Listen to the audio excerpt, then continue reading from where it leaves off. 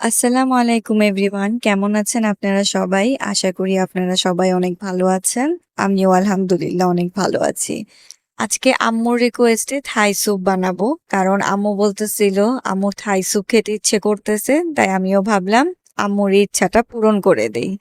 আমার আম্মুই Thai soup বানায়। সবসময় তো আম্মুই বানায় খাওয়ায়। বাট ইদানিং যেমন বড় হওয়ার পরে দেখা গেল যে আম্মু চায় যে আমিও রান্না করি বা নিজ থেকে কিছু ট্রাই করি। তো ওইজন্য আমিও একটু ট্রাই করতেছিলাম যে আর এমনিতে আমার আম্মুর একটা ঝটপট কুকিং চ্যানেল আছে। তো যখন আমি থাই স্যুপ রান্না করতে যাই আমার মনে থাকে না মানে ফার্স্টে কি দিব, সেকেন্ড ধাপে কি দিব মানে এগুলো কিছুই মনে থাকে না। তো আমি কি করি আম্মুর ভিডিওটা দেখে আসি ইউটিউবে গিয়ে মানে ঝটপট কুকিং চ্যানেলে গিয়ে। আম্মুর ভিডিওটা দেখলে তারপর আমার মানে মনে হয় যে হ্যাঁ এটা এই ইনগ্রিডিয়েন্টস গুলো আমার লাগবে, হাতের কাছে এগুলা রাখতে হবে। দেন এগুলা মিক্সড করে আমি ঝটপট বানায় ফেলবো। আম্মুর মানে ঝটপট কুকিং এর চ্যানেলটা আমার অনেক কাজে লাগে। স্যুপ বানাতে আমার বেশি ঝামেলা লাগে না। কারণ মনে হয় যে স্যুপ মানে ভাবলেই মনে হয় না জানি কত কঠিন কাজ বা চাইনিজ দের মতো হবে কিনা, রেস্টুরেন্টের মতো হবে কিনা, ওরকম কিছুই না। বাসায় ঘরে মানে যা আছে আপনার তা দিয়ে কিন্তু আপনি সুন্দর বানায় ফেলতে পারবেন এবং স্বাদ কিন্তু বাইরের মতোই হবে। টেস্ট কিন্তু মানে এমন না যে বাইরের মতো হবে না। আমি এখানে একটা জিনিস করি, আমার আম্মু যেটা করে সবসময়, আমি এখানে ২ টা ম্যাগি থাই স্যুপের প্যাকেট নিছি।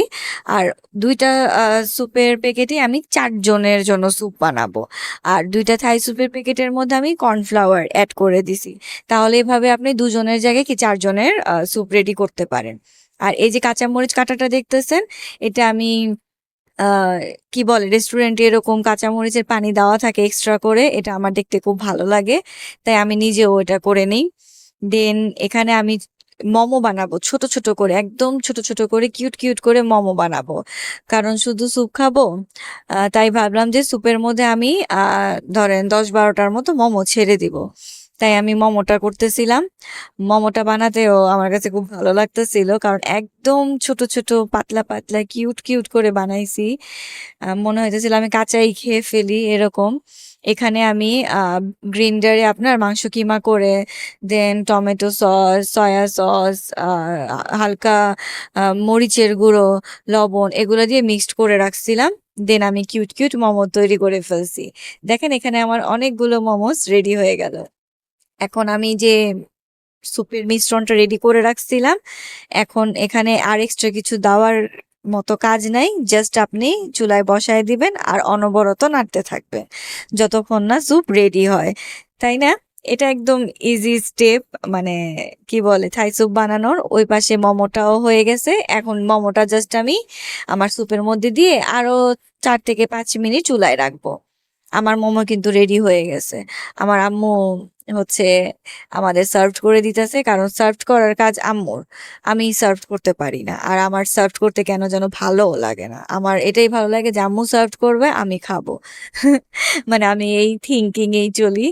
যাই হোক আমার স্যুপ রেডি।